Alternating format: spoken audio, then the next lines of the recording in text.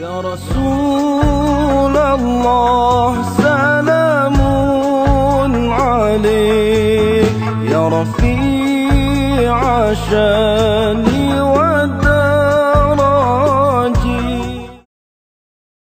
Bismillahirrahmanirrahim.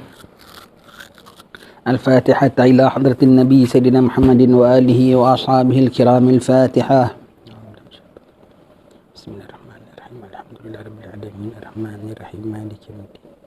Iyyaka na'budu wa iyyaka nasta'in ihdinas siratal mustaqim. Siratal ladzina an'amta 'alaihim ghairil maghdubi 'alaihim waladdallin. Amin. Bismillahirrahmanirrahim. Alhamdulillahirabbil alamin wa sallallahu wasallam ala sayyidina Muhammadin wa ala alihi wa sahbihi ajma'in. Assalamualaikum warahmatullahi wabarakatuh.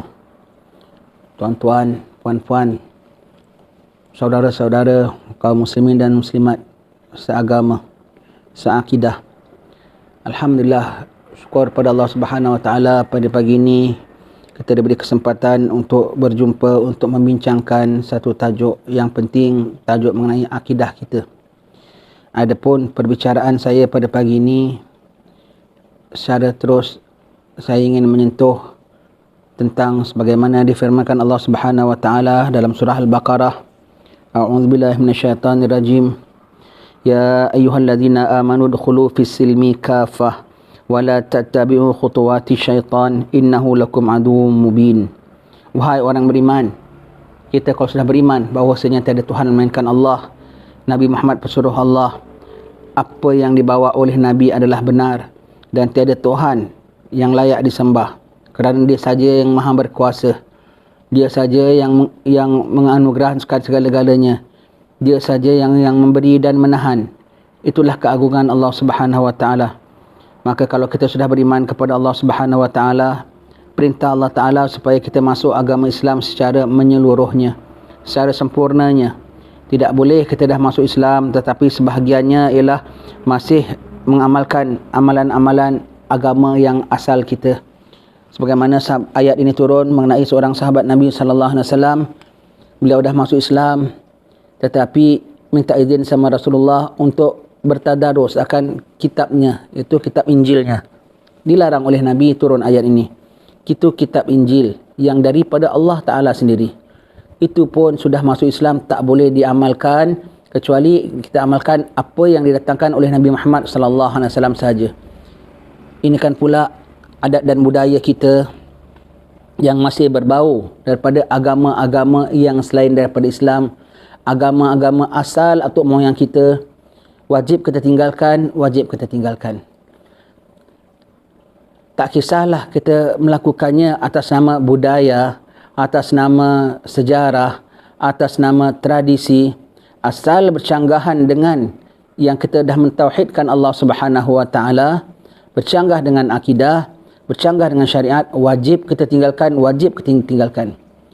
Tidaklah yang ditegah oleh Allah Subhanahu wa taala kecuali jika benda itu kita lakukan akan bawa mudarat pada diri kita, pada agama kita, kehidupan kita, dunia kita, akhirat kita. Tidaklah perkara yang disuruh pegang oleh Allah Subhanahu wa taala kecuali apabila kita pegang menyelamatkan diri kita, zahir kita, batin kita, dunia kita dan akhirat kita. Yang ingin saya sentuh pada pagi ini, tuan-tuan, puan-puan sekalian, ialah amalan sebahagian daripada umat Islam di rantau kita ini. Sebahagian daripada kita apabila tiba bulan-bulan tertentu masih lagi menghantarkan sajen-sajen ataupun orang Melayu sebut sebagai ancak-ancak. Kita orang Jawa sebut sebagai sajen-sajen. Bukan sedikit tapi banyak. Kita alhamdulillah Allah Subhanahu wa taala berikan kita lautan. Allah berikan kita gunung ganang, Allah berikan kita udara, Allah berikan kita angin, Allah berikan kita semua itu adalah nikmat pemberian Allah Subhanahu wa taala untuk kita mengambil manfaatnya dan untuk kita mensyukuri Allah Subhanahu wa taala dan dengannya kita memandang kebesaran kehebatan Allah Subhanahu wa taala dan jangan lantaran segala laut, segala gunung, segala bukit kita jadi menyemutukan Allah Subhanahu wa taala. Apabila tiba musim-musim tertentu, mula ada di antara kita umat Islam, umat Rasulullah, masih lagi takut dengan yang so-called digelar sebagai penjaga laut, penjaga gunung, maka kita pun hantar ancak sebanyak-banyaknya, hantar sajen sebanyak-banyaknya, dengan harapan supaya penjaga laut itu memberi tenang pada laut itu, supaya laut itu tidak bergelora. Dengan rasa perasaan kalau kita tidak buat dengan sebaiknya, maka penjaga laut itu akan marah dengan kita dan laut akan berombak dan akan berikan mudarat pada kita. Begitu juga dengan gunung ganang.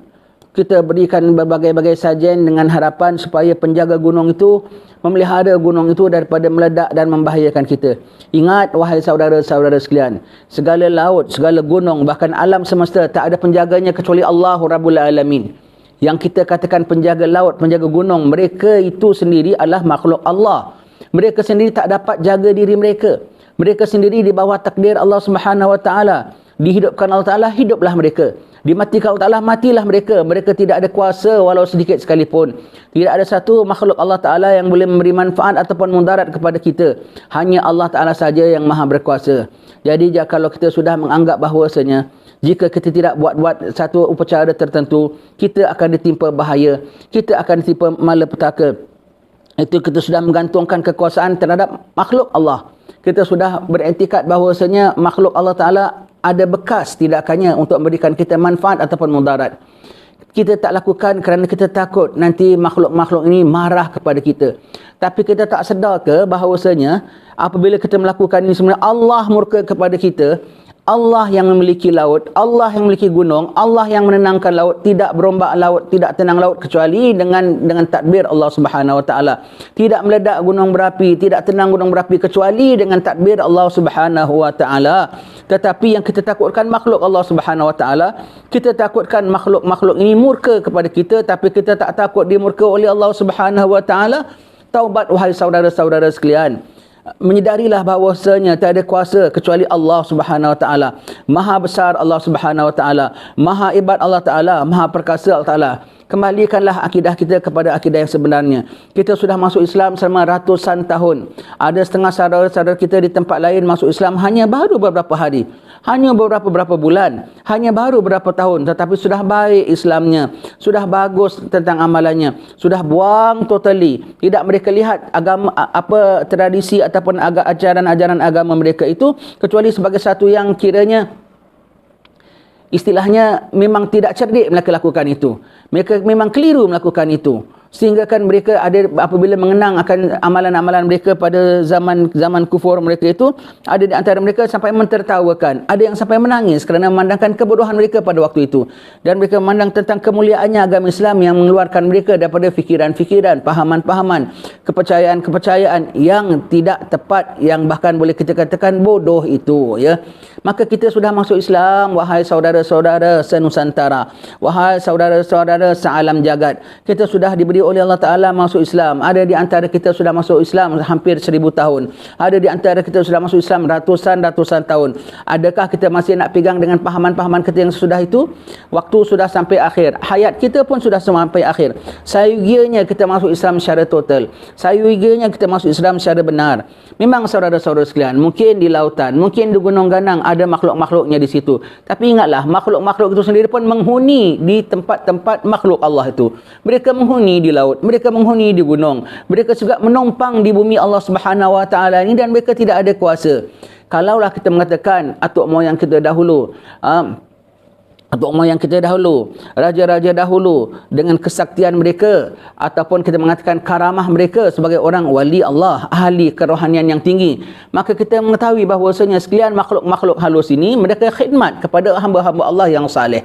Mereka khidmat, mereka takut, mereka sediakan khidmat, sama ada mereka Islam ataupun mereka tak Islam, tapi mereka memberi khidmat kepada atuk-atuk moyang kita, mereka beri khidmat kepada raja-raja yang mempunyai karamah dahulu, kepada orang saleh, sebagaimana ada setengah jin berkhidmat kepada Nabi Allah Sulaiman AS.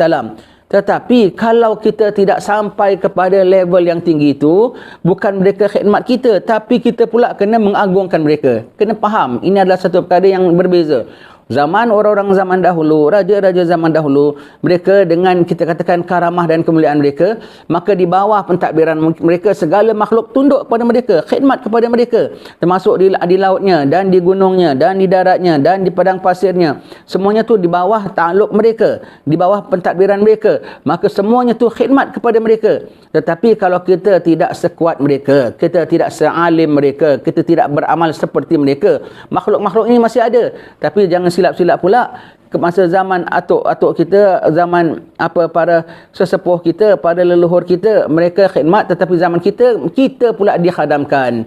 Kita pula diperintah untuk mempersembahkan untuk pada mereka. Kita pulaknya takut kalau mereka murka. Maka terbalik perkaranya. Kalau pada zaman kita tak boleh tadbir mereka, maka kita kembali kepada Allah Subhanahu Wa Taala. Lepaskan saja dengan mereka. Ingat, tidak ada yang beri kuasa, tidak ada yang beri selamat kecuali Allah Subhanahu Wa Taala.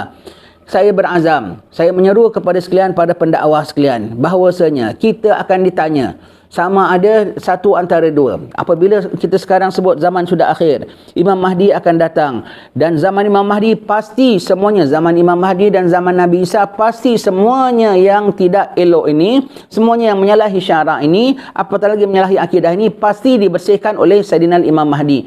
Tetapi wahai sekalian pendakwah, kita bertanggungjawab. Kita akan disoal, kenapa selama ini kau tunggu aku yang datang? Kenapa kau tunggu aku yang bersihkan? Apa kerja kamu buat? Kamu sedangkan dengan maulid kamu dengan ratib kamu dengan bacaan kamu, itu bagus. Tapi kamu biarkan saudara kamu mengamalkan amalan-amalan yang khurafat. Kamu dipertanggungjawabkan. Kita akan dimarah oleh wakil Rasulullah, dan itu satu perkara yang besar.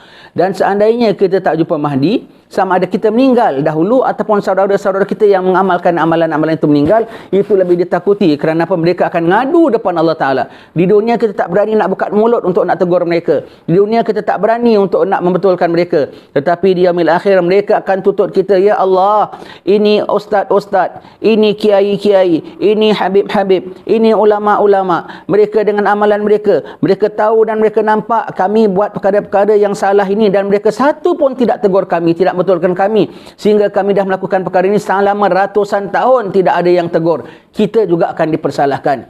Maka pada pagi ini saya menyeru kepada sekalian saudara-saudara, saudara-saudara umat Nabi Muhammad sallallahu alaihi wasallam, masuklah ke dalam agama Islam dengan secara total. Masuklah dalam agama Islam secara sebenar. Tinggalkanlah segala amalan-amalan kita yang dahulu tu. Tidak adalah amalan yang paling benar sekali dengan akidah Islam, dengan kepercayaan Islam, dengan amalan Islam, dengan syariat daripada Allah Subhanahu wa taala yang dibawa oleh Rasulullah sallallahu alaihi wasallam.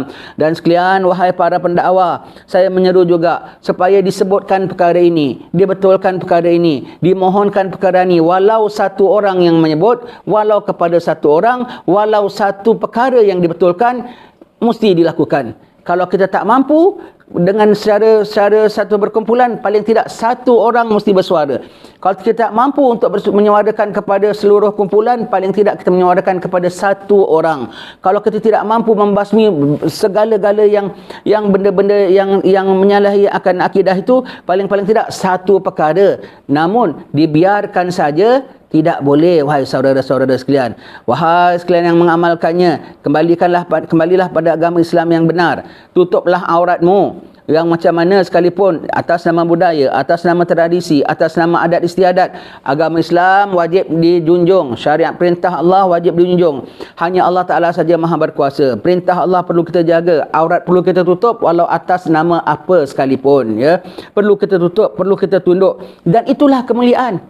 Jangan kita sangka apabila kita tinggalkan tradisi kita, adat kita, kita menjadi orang yang kurang mulia. Kita jadi orang yang tidak pegang adat. Bukan.